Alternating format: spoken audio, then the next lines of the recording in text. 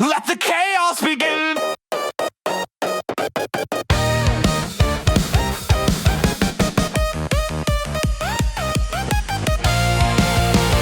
Controllers clacking, mics are hot, gamers on deck, we talk a lot. Tech, twist, streams, and viral scenes. We're living the dream behind the screens. Gaming, streaming, chaos supreme. The crew that breaks your algorithmic dream. From pixels to madness, we light up your feed. It's Mr. Stubbins, Vigi, and Nimbus, yes indeed. Welcome to the show. Hello, guys. Welcome back to another episode of Pull the Trigger Podcast. My name is Mr. Stubbins. Today, I'm joined by Nimbus Maze. Hi. Vigilante's on vacation, so I guess we'll give it to him. It's his birthday.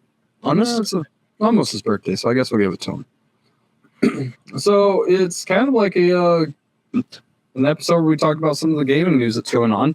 Really? Yeah. Oh my god. I think one of the things that Nimbus definitely wants to talk about is EA and how much he hates them. I've never been a fan of EA. So don't get me wrong, I love football games. I love all of the Maddens. Mm-hmm. I've played them for years. But dude, EA is a dumpster fire right now. I do like, I did like Battlefield 2 or Battlefront or whatever it's called. Mm-hmm. The Star Wars one. But Right. dude, EA is doing the same crap they did when Battlefront 2 came out, where they put in loot boxes, and the only way to get stuff was through the loot boxes instead of actual progression. And they did it now with College Football 27. So if you don't know what's going on, the gist of it is they had all of the people that they sponsor or work with, creators like YouTube guys like Not the Expert, MMG, people like that. They had them come out to Chicago to play test the new College Football 27. Well, it was great. Everybody liked the game. It was clean. It was better than last year's, and not as good as 25 in some people's opinions. Then it came out, and there's offline modes for the football games, right? Like you can play as a character, or you can play as the coach, just like you have in Madden, where you can play as somebody. Mm-hmm. And these offline modes do not play with other people. And EA put microtransactions in there, and they nerfed the progression ability. So in what they call Road to Glory, which is where you play as a character, or not a character, excuse me, as a player, you've got quarterback, they have tight ends now, running backs, wide receivers, so on. They added microtransactions, and they've shorted the progression system. So you could go in the settings and up your XP sliders to like the fastest, right? Yeah. They took that away, and it was slower, normal. And then you could pay to upgrade, and they locked out abilities and capped you out on certain things, and you can use what they called, I think it was like skill breakers or something like that, to up your stats some more, but you had to pay for them. And it wasn't cheap either. It was like $50 to get these things. So that's just some crap because it's offline. Yeah, So why are we trying to do microtransactions for stuff that's offline? exactly. Imagine someone getting this game and they can't play online, so they're just playing offline and they can't really do anything. Well, so you play the game, right? So when you play those games, you're playing as a character. You want to be the quote unquote god, right? You want to have the high stats. You want to be a perfect 99 across the board. Well, now you can't, and you have to pay to even get up to your max stat, because you only get 4 to 5 years in the college realm in the game, depending on how you play it. Right. But they also nerfed the coaching XP. So when you play in Dynasty, you play as the coach, and you make all of the decisions like to recruit and things like that, and you level up based off that. Well, you can pay to level up your coach to level 100, but it will cost you $100. Why? Like, what is the point? It's okay. No offense. It's a college football game. I understand there's like a huge market for it, but at the same point, why? Why are we going to have to pay that? Because Call of Duty's already gone out of hand with all their microtransactions. And it's just EA's like, oh yeah, we're going to do this. It's like you're doing it the wrong way. Right. And this isn't the first time EA has done this crap either. Yeah. Because like I said, they did it with the Star Wars Battlefront 2 when it came out. It came out with microtransactions and loot boxes, and that was the only way to get like the cool weapons and the upgrades and things like that. One other thing too, when they made a post that they've now come out. By the time this episode's out, they've already fixed this. That they're going to remove all paid progression options from Road to Glory and Online Dynasty. Unfortunate side effect: players that have college point balance in their wallets will not be able to apply the balances in Road to Glory or Dynasty. So jump in now. By the time this is out, it's probably going to be too late. That right there is scummy. So somebody's already paid the money to EA to get these college bucks, which are the equivalent of V-Bucks in Fortnite. And then they can't even use them. And now if they don't go before this update, they cannot use this. So now they've spent, maybe they spent $100 to upgrade their coach, and now they can't do it. So they've just given EA, not only have they given them $60 to $80 for the college football, now they've given another $100, and they can't even use the $100. Like, they're not even saying, oh, you spent this money, we'll take this and convert it for the online game, the Ultimate Team, where you can use that money, because in the online mode, you can pay money to buy special packs. Right. So they're already getting their money from the microtransactions, but their pricing is skewed. There's a YouTuber, his name's MMG. If you don't watch him, he plays football games all the time. But every time he plays something, he goes, breaking out mommy's credit card to give EA my hard-earned schmeckles, and he'll spend hundreds of dollars to show you why it's a bad investment. He's like, if you're trying to do this to pay to win, he said, you're going to be thousands of dollars into it. Like, it is absolutely terrible. And this isn't the first time that EA's gotten doing this stuff. But to me, what the biggest slap in the face from EA is every time that they come out with a post, they're like, we love this game. We love this community. No, you don't. No. If you loved your community, EA, you would stop. Keep your microtransactions online or get rid of them altogether. Give us a quality game that we don't have to worry about right off the rip. And that goes to any game developer. Call of Duty, everybody who makes Call of Duty, everybody who makes Fortnite. Quit the collaborations, quit the microtransactions. Give us a solid game. Give us player progression. I'm going to be more inclined to pay $100 for a game if I get cool stuff by just playing your game. I don't want to pay $50 and then have to spend another $100 just to even play online. Actually, the game that we just play tested, which is going to come out next month, I would rather pay $100 for that game already. We play tested this game, new indie game coming out. It's great. I would pay $100 for that game, no questions asked. And the alpha already, and that's the thing, the alpha game of this one we play tested plays better than most AAA games right now. And that was the crazy thing. Yeah. Like, holy shit. It's in pre-alpha. It's not even out yet. Not even in beta. And it's already kicking ass, in my opinion, compared to other like AAA titles. And that's just, that's insane. That should not be a thing. Like, not saying that these indie developers aren't good, but it just means that these AAA titles have just lost their way. Because they don't care. They'll go, hey, we can make a $70 game. Somebody's going to buy it because it's Call of Duty or it's Fortnite or it's Halo or it's Gears of War. Insert any popular title, God of War, anything. Yeah. We can make a dog water game and they expect us to buy it because it's the name. And you can just definitely tell that these indie developers are putting their heart and soul into these games. And we've said that before. Indie developers, they're literally the make it or break it. Yeah. Right? So they're going to give us 110%.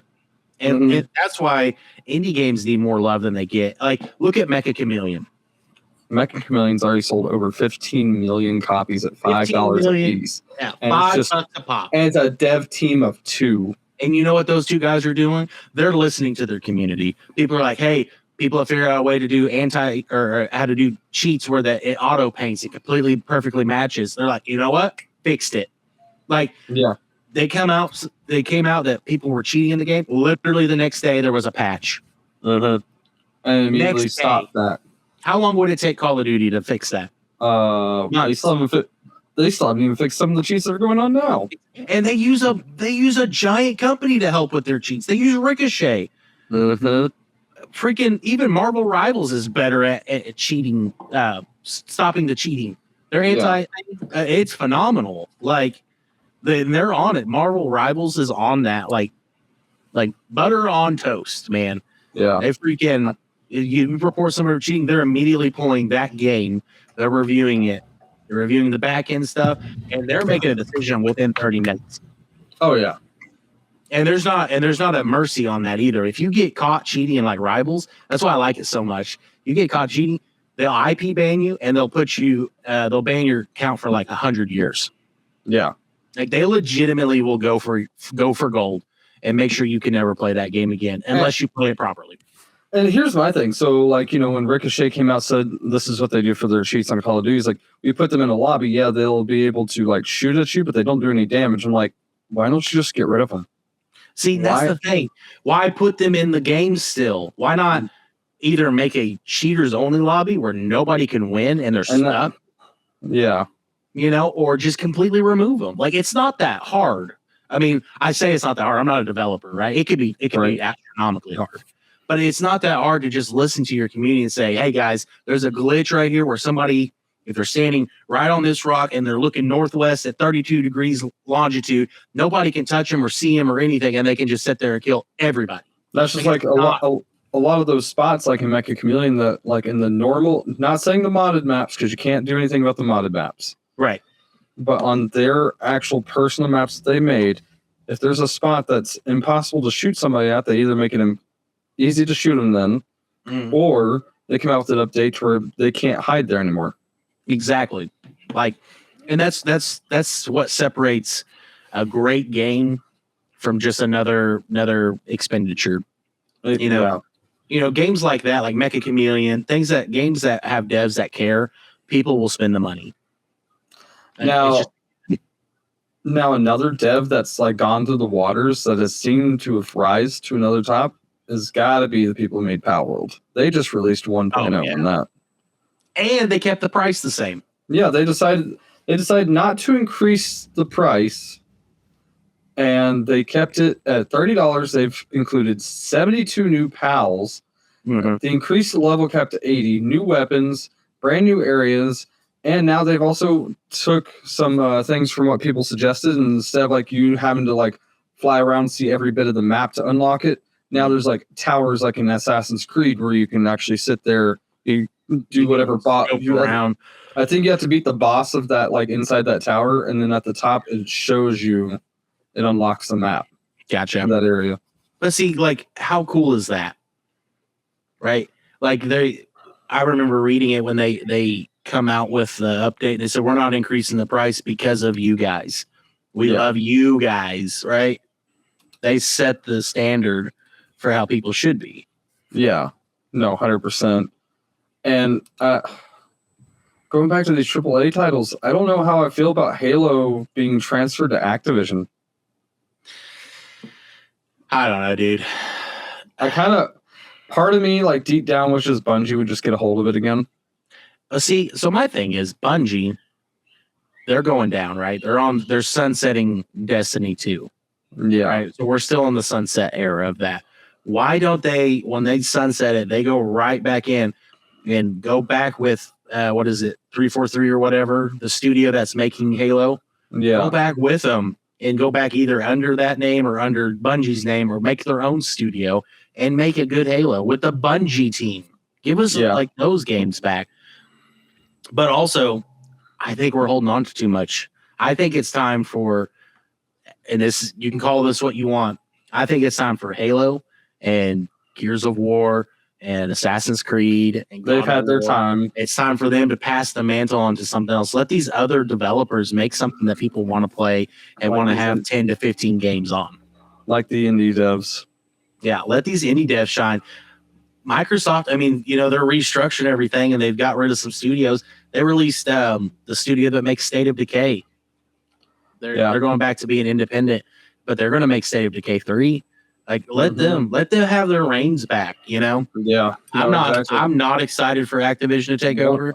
One of those cuts they did was actually at Bethesda, and they cut one of the original people that made the design for the Khajiits and the Argonian, or the lizard people in Skyrim and Elder Scrolls series, and then they also did a lot of designs for some of the Fallout games. I'm like, you got rid of one of the original design people. Why? Exactly. Why? Right. One thing, we haven't been here since it's come out, but the Steam Machine coming out already, and people are saying that it Red Rings of Death them. Yeah, Red Rings. It didn't live up to the hype that it was supposed to be, and it was expensive. And it was way more expensive than what original leaks said came out and said it was going to be. Don't get me wrong. I understand RAM prices and stuff affect that. Don't get me wrong. I'm very aware of how free market works. But when it comes out and you have 4 options and 2 of them are just the console without the controller, and then it's like $150 more to add the controller, come on. When the controller itself's only $100, so why is it more expensive to buy it that way? You're not letting people buy the controller anymore. When the controller dropped, I went to buy it, and it was sold out, right? So I'll pull it up right now. I put a reservation in for the next wave of these controllers on May 11th. And I've still yet to get an email saying that I can buy one. That's crazy. As of right now, it is July. It has been over 3 months, 2 months since I put that reservation in, and since then they've dropped the Steam Machine with controllers. Mm-hmm. Yeah, I'm getting wound up. So does that mean that the only way to get a controller is with the Steam Machine, or are you going to get your Steam Machine then like a year or so later? Oh, here's your controller. Exactly. Like, I think they've shipped them with the controllers, but it's like, come on, give me my controller. Give me my controller. And what's funny is I heard that if you drop the controller, does the Wilhelm scream? Right. I wouldn't know. I don't know. I'll freaking want one. I wanted a Steam Machine. I won't lie to you. I wanted a Steam Machine. Yeah, but now it's just like it'd be better just to get your own. Listen, there's a company, I cannot remember the name of it. They've literally come out with their own, they call it the Steam Roller. Yeah. It's got better specs and it costs just the same as the Steam Machine. Mm-hmm. Like, I want to get that, and be like, oh, look at there, I got my own Steam Machine. Plus, the only W out of this is not Microsoft. Valve has given out the specs and all of that, and have told people how to make their own Steam Machine, and they've released Valve OS, so you can put it on that, so you can make your own Steam Machine. So it's like, and then who is it? The owner of Steam was like, well, if you don't like the prices, go make it yourself. Yeah, exactly. And it's just like, okay.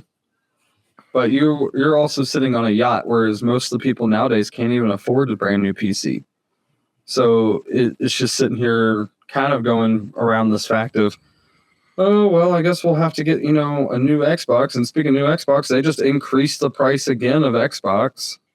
Dude, the consoles are wild right now. Freaking Xbox is restructuring. They've cut studios. They've cut jobs. They're trying to make it better, which what they've said, I think, will work, right? I think if it all pans out like they put on paper, Xbox will be it, especially because Sony is such a dumpster fire right now. Oh, yeah. They've gotten rid of all. There's no longer going to be disc. No more physical PlayStation games starting in 2027. Which, in my opinion, is stupid. And then everybody else started following behind, including Xbox. Including Domino's Pizza. Yeah, including Domino's Pizza. Dude, there's so many companies. If you haven't seen it, I'll put some in the thing here. But these companies are coming out saying, like Domino's, like, we're going to send Sony our virtual pizzas instead of physical pizzas. Yeah. They're jabbing at them and making it worthwhile. But getting rid of physical discs is a nightmare. Mm-hmm. Because what sucks is like a lot of, okay, let's take someone like me, for example. I don't have the best internet because about where I'm at. Getting something with a physical copy, you can get majority of the download done from the physical copy. Yeah. You only have like a small amount left right from downloading, and it wouldn't take near as long. Right. And what's it going to do to these companies like GameStop, who've built their business model is on buying your game at a very ridiculously low price Mm-hmm. and selling it when these new games, and I was wrong, it's 2028, not 27. Oh, okay. Starting January 2028. But the next generation of PlayStation won't have a disc drive. So if the PS6 comes out in 27, you're screwed. Yeah. And then Now, what would be hilarious is because it doesn't come out until 28, then there's no longer going to be physical copies. It's like 26. The new consoles drop with no disc drive, but they come out with actual physical copies of the games for that. well, not GTA. It's all digital. Yeah, what sucks is like those who play on a computer like myself have to wait another year, if not two, just to get GTA. I did hear that that their allocations for the pre-orders, they had completely sold out. That's insane. Yeah. But I also had heard too that you'll get a physical, I'm going to just use one of the games I've got down here, for example. You'll get a physical case, but it'll have a code on the inside. But it has the code inside of it. So they're smacking us in the face with a freaking thing. With a box. With the box. And then the code inside. There's nothing in the box. Oh, look at the pretty box. Oh, speaking of that, have you? So there's a Steam game out. I can't remember what it's called, but you can have your game library.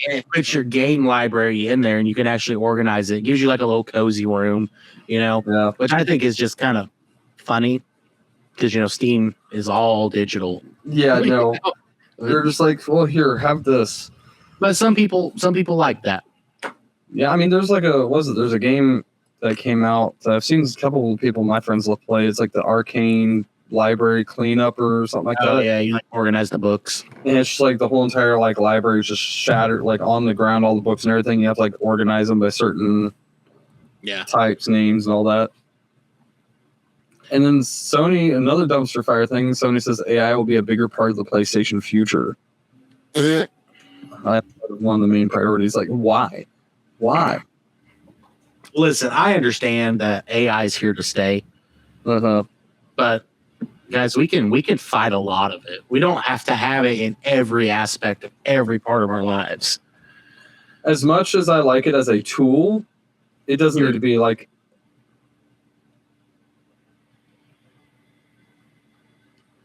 Dickhead. That was from Vigi. Yeah. that definitely sounds like something from Vigi. No, but like I like that we have it for a tool wise, but then the only reason that we're getting all these data centers is because everybody's making it they use it every day. For every part of your life is AI. If you have Facebook, you're using AI. If you do a Google search, you're using AI. You get in your car, depending on your car, you're probably using AI. Exactly. And it's just, I feel like that's going to be the next big thing we're going to have to hurdle over is, Skynet coming in and. Yeah, listen, don't get me wrong. I like AI as the tool for data and things of that, helping you solve some. I used it a lot when I was rebuilding my PC of like kind of helping me narrow down stuff, right? Right. I'm all for that. It helps you with that kind of stuff. The problem that I have with AI is when it comes out to art. I don't care if people make like a little onesie twosie thing. Like if you want to use AI, right? Mm-hmm. But don't have AI make something and you're trying to pass it off as your own work. Yeah. Like now I'm seeing like a bunch of towns using it for the like, our 4th of July celebration. Yeah. And it's like very heavily AI. And I'm just like, yep. If you're a content creator, lean in for a second. Guys, most people don't want to see your AI generated picture because it looks like somebody else's, which looks like somebody else's. Thousands of people make the same AI prompts and get the same kind of picture. If you want to truly stand out, talk to somebody who does graphic design. Do it yourself. I'm more inclined to spend money at a business that gives me a handwritten flyer of their sales, right? Then a Facebook post that has all this AI nonsense in there. Don't get me wrong, AI's got a cool tool. I think you can do it to roast you and things like. And we use AI for the podcast. So I'm not anti AI, right? No, we use it to help research and things like that because that's what it's good at. It's good at data. It's good at like going out there and grabbing everything real quick and bringing it back. And I've used it for the thumbnails. Oh yeah, you know. And I mean that kind of sounds hypocritical to me, and I get it, but I use it for our thumbnails. I don't care. I'm not taking that thumbnail and saying, "Look what I made, guys." No, it's just literally a thumbnail to hopefully catch your attention and be like, "Oh, well, that's AI. I wonder what this is about." But see, and I don't know. Maybe it's just me. I don't use our thumbnails as clickbait at all. No, because you could do that. I could go into Chat GPT and say, "We talked about this week. Give me a thumbnail of X that was a clickbaity thing of something that never happens." Like I could tell it to be like, show me dangling Stubbins over a lava pit, and it will give me that. I can make that our thumbnail to get you guys in here. We don't even dangle him over a lava pit. Oh man, maybe next time. You know what I mean? The thing about AI with me is it's not, people aren't using it to help them learn more. They're using it as their scapegoat. Like just learn the tools. Everything, and if you're not a fan of Adobe, they do use AI stuff, and I've used it every now and then to help me, like because it's good at expanding your picture. It gives you kind of a natural flow, but Adobe has resources built in where you can watch training videos. Yeah, they will help you get better at your skill. There are people who do things that you want to do that will help you get better at your skill. You want to be a better streamer, reach out to somebody who's done it for a little bit longer. Ask them questions. If you reach out to a streamer and they're not willing to help you, they're not in it for a community. They're in it for a This is why we also try to bring in some streamers on here to help, give some advice from their point of view on how things happen. Right, because we can talk about our point of views all the time, but you guys know what our point of views are. You know what we do, what works for us. But what works for us doesn't work for the streamer X down the road. Like, Revealing Too Much had a different startup than Tiddly had a different startup. Exactly. Rage Law had a different startup compared to those two. It was it's all different. All three of us have different startups. Vigi started differently than I did, than you did. You know what I mean? It's all about just learning from your experiences. But from what I've gathered from most everybody that we've ever talked to and all of us, it's like the biggest thing is you have to have fun. 100%. If you're not having fun, and you're not trying to make a community out of it, it's why are you on stream? The thing of it is people want to get in there because they think they can make money playing video games. You can make money playing video games, but unless you are the Burnt Peanut, or you're not Tatman, or Tatman, or what's the other guy, Hutch. Like people that play these games and they've got these big communities. It doesn't happen overnight at all. No, you build a community, and people in those community reach out to people they know and say, "Hey, dude, I'm watching this streamer. He's real funny. He's got chill vibes. She's got chill vibes. She freaking drinks from a shoe. Like that. You know what I mean? Watch you, Tiddly. Yeah." But it's stuff like that you set apart, right? Stubbins is the Lord of Corgis. That's like his thing, right? Corgis. He's all about his dogs. Oh yeah. Vigi, I don't know what Vigi's thing is. A million children. Yeah, he had a football field of children. Like you set up these things, right? So, and I've said it before, man. Everybody's too scared to doggo. Everybody's too scared to do something and fail anymore. Do it. Learn from it. And that's what these indie devs are doing. They are not scared to fail, and they're coming out here and they're putting 110% into these games. Except for that one dev team that got mad that people were beating their game in under 2 hours and refunding it. Yeah. Oh, yeah. I can't remember the name of the game, but there was a dev who called out Steam saying that over 55,000 players refunded his short game and was even bragging about it in the reviews, which the reviews are funny. Because, if you don't know, Valve or Steam has a 2-hour policy. If you play a game and you have less than 2 hours of logged time in the game, you can get your refund on it. These people were speed running his game because he has like an hour and a half worth of main game content.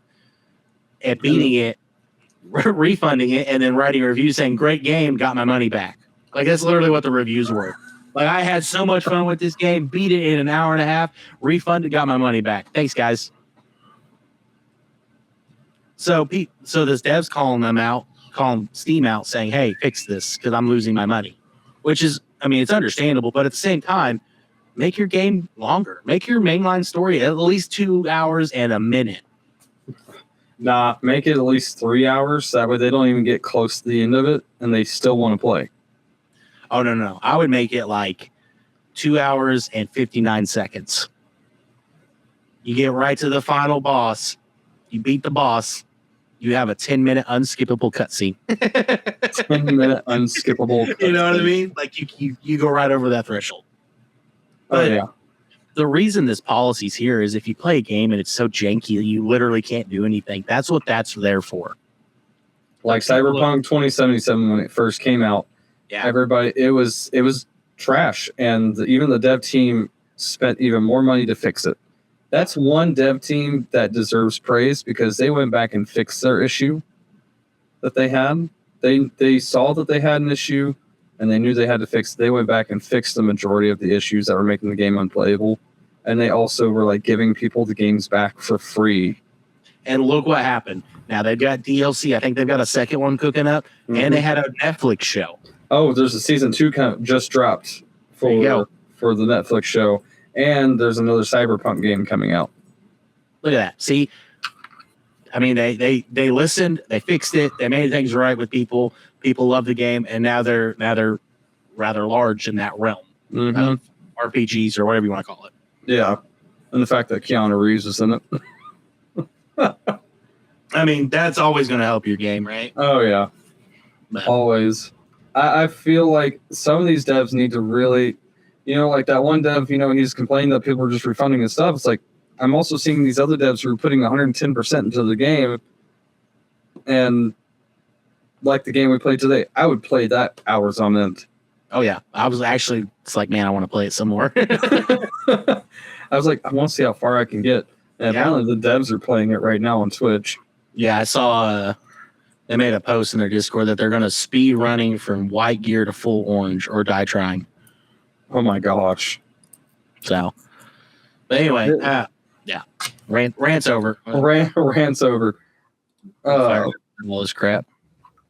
Some of the Nintendo wants to make all of its old games playable on new platforms. That is huge. Yeah, I'm kind of excited about that.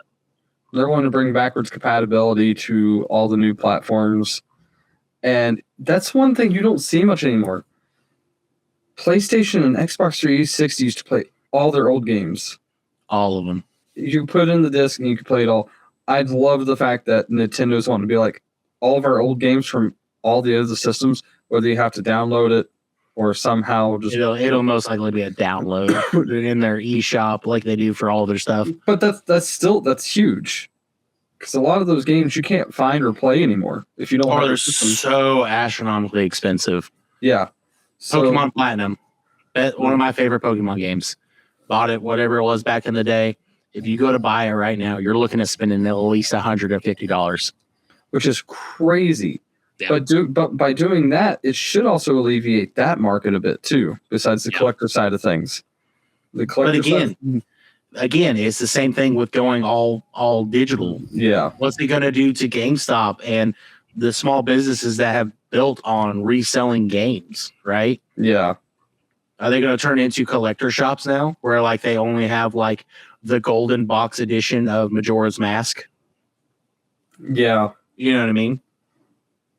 Yeah, no shit. That's, man, I don't know. Like it's a good and a bad thing because I like the fact of the backwards compatibility because that is something definitely I love about some of the older consoles. Was, I'm on a 360. No, I feel like playing Halo 1. That was an Xbox original game. Oh well, I'm still gonna play it.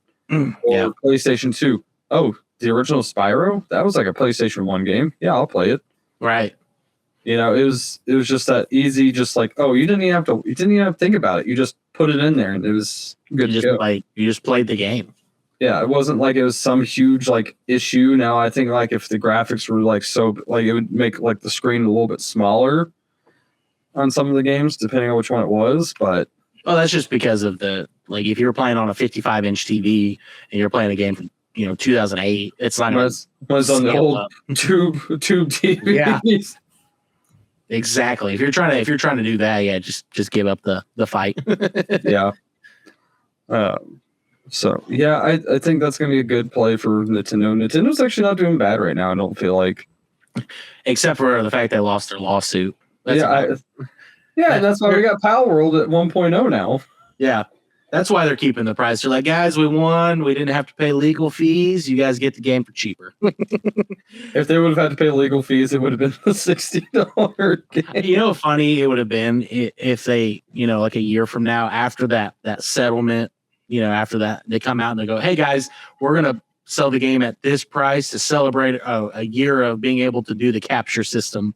Suck it, Nintendo, or something like that. You know what I mean? That'd be hilarious. Oh, man, that'd be so funny. Yeah, we're going to be giving out these. If you can capture it, you get to keep it. And it's going to be like a little mini game where it's like the actual game. You have to try to capture the game. Right. And it gives you a Steam code. That'd be hilarious. And then what was it? The one, where was it at? I know Vigi posted saying something about the one, is it ESA or whatever, was saying that, oh yeah, ESA claims private game servers are illegal in piracy. Like how? Oh yeah. Oh, that was another thing too. What's it called? What's that movement called? Fight for Games or something like that? Yeah. They lost that, or they went to the Senate or whatever in the United States, and they lost that first wave where, because they're trying to say, if you buy the game, you should be able to own it and play it whenever for however. And they said no. So they're coming back with more funding and all that. They're going to keep fighting to make it fair for us gamers that if we buy a game and it's ours, we can still play the game. Yeah, because a lot of these ones are shutting down their servers and you can't even play them anymore. Yeah, and you can't even log into them. And it's like, I bought this game. Why can I not play it? Yeah, I think if there's a price point to it, like they should be able to allow you to keep playing it. I understand games fail all the time, but let's go back to like the Xbox 360 and all the other disc games. Okay, you bought the physical copy. You can still play it. You can play it whenever. If you own Black Ops, you can still play the OG Black Ops games. Exactly. Yeah.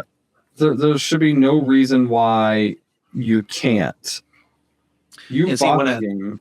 You should be able to play it. Yeah, and when a company's like, well, we can't afford to keep the servers up. Black Ops, you can still log into Black Ops right now and go play an online game. It may be full of cheaters and hackers, but you can play it. The servers are still open.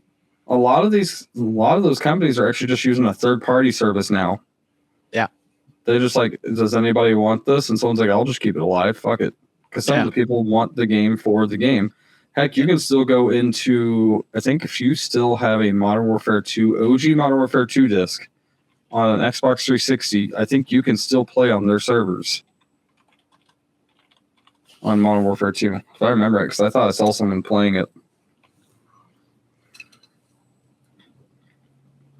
So looking at, just doing a quick thing, like you can still play like the 1999 Counter-Strike because there's official or a community ran server for that game.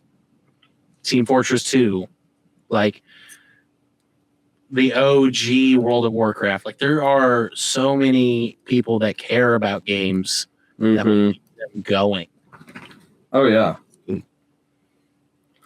It's like, why, instead of giving me data centers, give me these fucking server centers. I'd rather it just be a giant server thing that I could still play my games with. Yeah, exactly. Let me just play an old school game.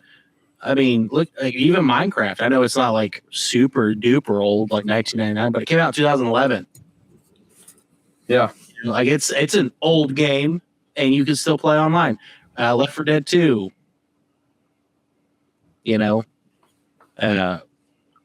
Counter-Strike already said that. You could play Warhammer 40K, Dawn of War. It came out in 2004. It's still online. Gary's mod. That's a big one. TF2. Like all of these games that just... TF2 was so much fun. Yeah, that thing will outlive everybody. Uh-huh. It's just, you can play all these old games, and why can't we just have that in this day and age? Yeah, so why is it such a big issue now when it's not been really a big issue before? Right. Another old man rant. Just don't give me a remaster of a game. Keep the server alive for the old game and re-release it. Mm-hmm. You know what I mean? Just do that. Exactly. Do the thing. Do the thing. Do the R. Do the R. But I don't know, man. I don't understand what game devs think of or companies, but I don't know. If somebody likes my game, if I ever made a game and somebody liked it enough to keep playing, if it's just one person, you keep the servers open. Oh, yeah. It takes one person to reignite a game. Someone's having fun somewhere. Yeah. Or it's somebody's childhood. Oh, yeah. You know what I mean? Well, why are you going to take away something that I loved playing back then that I want to play now? Yeah, why would... look at all of the old school Legend of Zelda games. People still play those. Mm-hmm. Yes, it's all physical. There's no internet. I'm aware of that. But, people still turn to those. That's why Nintendo is remaking the Majora's Mask or whatever. They re-released it or something like that. Yeah. So, I don't get it. I don't know. I try not to be too ranty sometimes, but EA's got me fired up because they're... EA's garbage.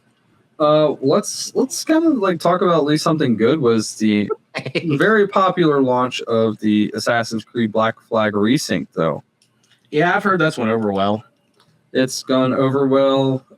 They've actually added more costumes, more things. All the graphics look amazing. I think that one is going to be one of those that it's going to fuel for a long time. I just want a Brotherhood Resync. Now that they've let me look like just me. Give me the Ezio games all remastered. Oh yeah, give me the Ezio games all remastered. Actually, no, and throw in the first game remastered, just like you just did with Resynced. Yeah, give me 1 through Revelations, and I won't say a word. Mm-hmm. I'd be a happy little clam. The Ezio collection was one of my favorites. Oh, I love that. That Brotherhood is my all-time favorite Assassin's Creed game, and there's no competition. Where you can actually sit there and just you actually have a brotherhood of assassins, so you just assassinate someone without even touching them. Yeah, or you can just get 1,000 guards chasing you and just call them in and let them do all your fighting. It was such a good mechanic in a game that never had something like that prior. Because it was cool to, especially for the story time. Because in 1, you always reported back to the castle where all the other assassins were, right? So you saw them. Yep. And then in 2, you didn't see all of them. So it was good in Brotherhood that it's okay, you're rebuilding the temple or whatever from the first one. You have a headquarters of them, and you can actually enter, get these people back. But then as you recruited people, you saw them start appearing in that. It wasn't just everybody was there at once, but as you started recruiting people, those people would start showing up. Exactly. I don't know. Brotherhoods will always be my favorite Assassin's Creed game. I loved getting the wolves? Yeah, the Romulus armor. Uh-huh. Absolutely. The Romulus armor was... I actually reloaded. I bought the Ezio collection a couple of months ago, and I started playing it. And that was the first thing I did. I'm skipping all the story to go get all the Romulus armor right off the rip. Oh, yeah. It's the best looking... Crap, I forgot how hard these puzzles were. It's probably the best looking armor, though. Oh, yeah. And it was definitely well worth the puzzles. Absolutely. So with the popularity of the Backrooms movie, they are now going to be doing a VHS SCP movie. Oh, I didn't hear that. Yeah. So Spooky Pictures and Imagination Studios are officially in development of a VHS SCP sticking strictly to the aesthetic roots of VHS franchise, established in 2012. Will be entirely framed as a collection of recovered field documentations. The compilation tape will manifest as highly classified video evidence, body cam footage, and security feeds gathered heavily redacted and archived by the secretive Special Containment Procedures Foundation. I actually kind of like that idea. So it's going to be more of like, you're actually going to see body cam footage of these people like dying by the SCPs. You're going to see like security cam. So it's not going to be just like straight up just a video camera watching people the whole time. It's actually going to be like, oh shit, you're going to have POVs. And you're going to have these monsters just coming at you. Dude, I really like that idea. Actually, I think if that studio could get Blumhouse on it, it'll be a top tier horror movie. Mm-hmm. Exactly. Because I heard that they did a really good job with the back rooms. I heard there's been mixed reviews, but the people who go in with like an open mind with it, it's still lore. It's like lore accurate to a degree. Because Blumhouse made the back rooms movie, right? Uh-huh. They also made the Five Nights at Freddy movies. Yep. You know, and they are good at horror movies. I think Blumhouse did the back rooms. I know A24. He was just the director though. He was like the youngest director or something like that.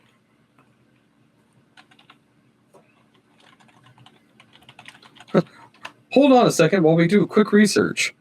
Blumhouse co-produced the Backrooms movie along with Atomic Monster, 21 Laps, and Sherman Entertainment.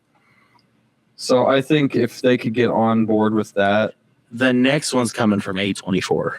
No, that's this one. Never mind. Sorry. So yeah, I'm kind of excited because SCPs are like the whole entire thing. The SCPs are just so insane to actually finally start seeing movies on all this. Yeah, and see that to me, that's what I like as a fan of games is going, oh, they're gonna make a movie of it. I hope it's good. Yeah, and like I really hope that Peanut is on the VHS tapes. Peanut the SCP. Yeah, Peanut the SCP. Because like, I can just almost, and this would be the only time I can imagine them not doing like the body cam footage, but just like it just shows their eyes and they blink and he's like right there in front of their face. Yeah. And it's just, I think honestly though, it would be. I hope it doesn't happen, but it'd be kind of funny if they reached out to Peanut, like the burnt Peanut, and they gave him a voice, and he's just in the corner going coop coop coop coop coop coop coop. Coop, coop, coop, coop, coop, coop, coop, you know, and then like when it turns around, it's like, oh, Diggle, oh, Diggle, oh, Diggle, oh, Diggle, fuck you laters. Or like you know, like you said, the body cam, the guy blinks and he's like right there, and it was like, the clip or whatever. He's like, make peace with your God right now. That would be hilarious. Witness me. Oh man, that is one guy I would love to interview. Dude, it'd be great. I think it would be fun. But I think this has actually been a nice little catch up on some gaming news. Yeah, there's a lot of stuff that happened, and I'm sure we missed a bunch. So if you know something that we missed, we'll gladly talk about it with you in the comments on socials. Dude, let us know. Hit us up. We're more than willing to talk to you about things. Don't forget we got a merch store that's going to slowly start building inventory on there. We got at least a shirt on there. It's down in the description. It's through Fourth Wall. They're really good to work with. So, get a shirt. Get you some pulled trigger merch. We'll get some more stuff too. I don't know what else we'll have. Share your favorite moments from the podcast with your favorite people, including your dog or even the hobo down the street. You know, we don't care. Yeah. We don't judge. Tell your friends. Tell your friends.